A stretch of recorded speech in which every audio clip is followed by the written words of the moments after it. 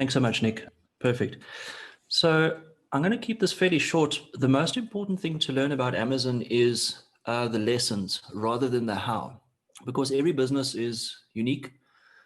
For example, if you're in consulting and you're providing services, for example, which are not products, that'll be different to Amazon. However, we think that Amazon is a product company, but it's actually a logistics and machine learning company when you buy the product.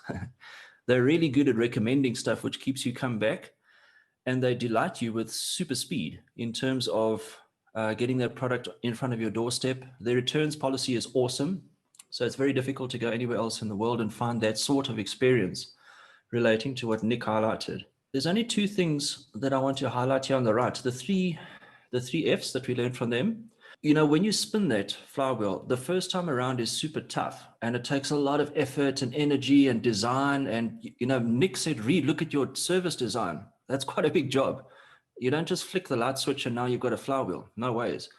There's design, then there's implementation, and then there's reinforcement. And then one huge story, decreasing friction for your customers. I frequently talk about how can you onboard into my business in 5 minutes?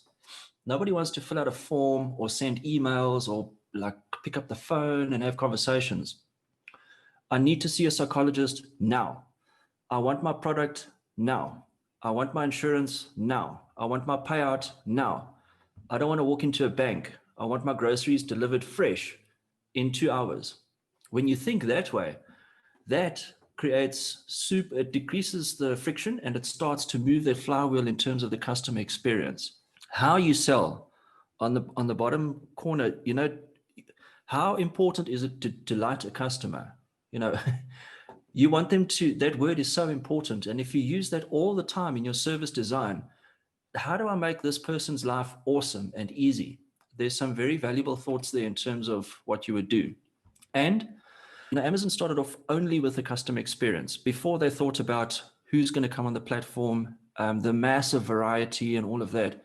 Their fixed cost structure went down the more people that came onto the platform, and the network effects were reinforced in terms of lots of people would come in, which gives you supplier buying power and those sort of things, which reinforces the customer experience and keeps them coming back. Now, a couple of lessons which might be quite obvious to everyone, but I just want to point out, at the risk of repeating this, it's always about the customer and their experience and delight. They will keep coming back. If you sell awesome ice cream, when last were you angry when you had an ice cream? No, you're delighted. You want that experience for your customer. Make them feel like they're having, this is a delightful experience. And, you know, it works. Experimentation is not easy when you're an entrepreneur because you have a tried formula and some people are nervous about risk. But what is important here is to have trusted customers that you can engage with and say to them, what do you guys think about this? And then revising your service is super important. What we learned with Amazon, their catalog is like 40,000 products. Now, we don't sell 40,000 things, but we might sell 3 things. They might become irrelevant. That is super important to kind of look into the horizon and say, where's the world going now post-COVID and digitization and like consumption of services remotely and that sort of thing. So regularly monitor what you're putting out there, and then think about how you get found and what people are finding. So this search engine optimization to your product, what are the words that people are going to be looking for? You know, they might not be looking for what the name of your product is, but the experience. You know, people don't buy drills, they buy holes in the wall. So what are they searching for? All right. Reputation management is also closely linked to your brand. Why is it awesome to deal with Google? Why is it awesome to deal with the DE community?